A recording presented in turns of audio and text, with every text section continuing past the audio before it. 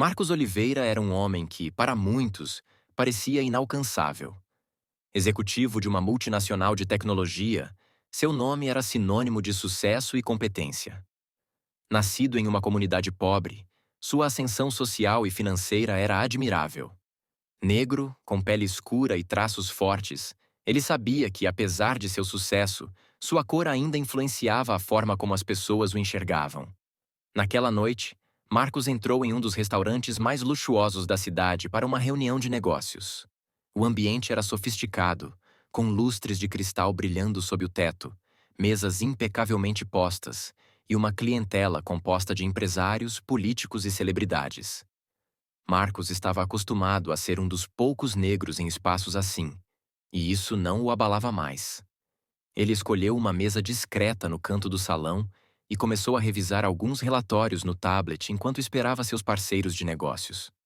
A poucos metros dele, um homem branco, de meia idade e bem vestido, também estava jantando. John Peters era um empresário bem-sucedido, mas de uma maneira muito diferente de Marcos. Crescera em uma família abastada e tinha herdado a maioria dos seus negócios. Estava acostumado a ser tratado com deferência e respeito por onde passasse. Ao notar Marcos sentado em uma mesa próxima, Peters lançou um olhar desconfiado. Como era possível que alguém como ele estivesse naquele ambiente? A tensão, invisível para os outros, começou a aumentar quando Peters percebeu que sua carteira havia sumido. Ele havia deixado a carteira sobre a mesa, e agora não conseguia encontrá-la. Olhou em volta, e seu olhar pousou imediatamente em Marcos. Sem hesitar, levantou-se e caminhou até a mesa dele. "Você roubou a minha carteira", acusou Peters, a voz alta o suficiente para atrair a atenção de várias pessoas ao redor. Marcos olhou para ele, perplexo.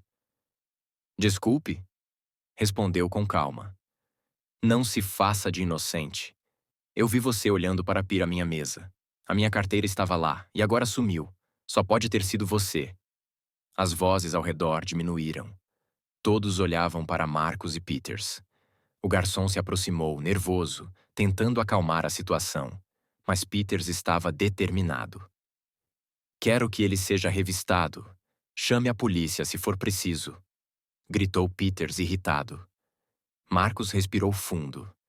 Ele já havia passado por situações assim antes, embora nunca em um ambiente tão sofisticado.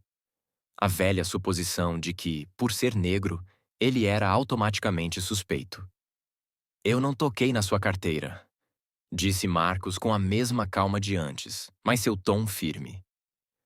"Mentiroso", Peters exclamou, agora cercado por curiosos. Antes que a situação pudesse piorar, um gerente do restaurante se aproximou, pedindo desculpas a Marcos e tentando acalmar Peters. O ambiente estava à beira do caos, e os seguranças foram chamados. Marcos sabia que sua palavra contra a de Peters poderia não ser suficiente. "Tudo bem, podem me revistar", disse Marcos. "Não tenho nada a esconder."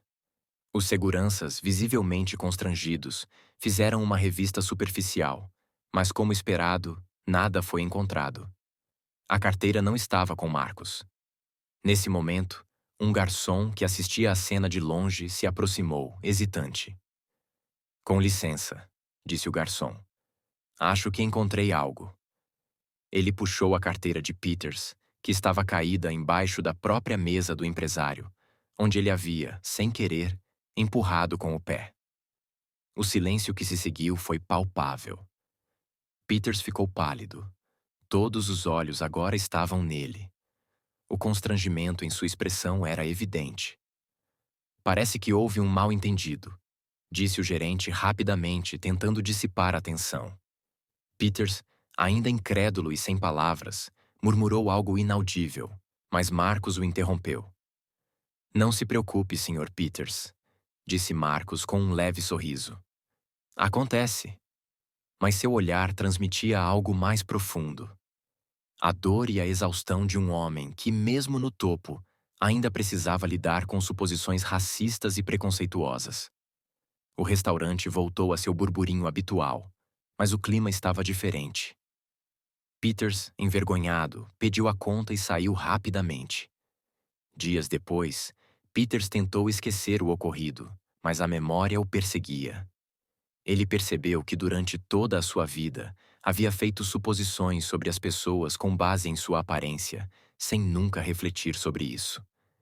A lição era clara, e ele sabia que nunca mais veria o mundo da mesma forma. A humilhação pública havia sido apenas o começo de sua transformação interna. Marcos, por sua vez, voltou à sua rotina, sabendo que, infelizmente, aquela não seria a última vez que enfrentaria preconceito. Mas ele seguiu em frente, pois sabia que sua dignidade e sucesso não dependiam da opinião alheia.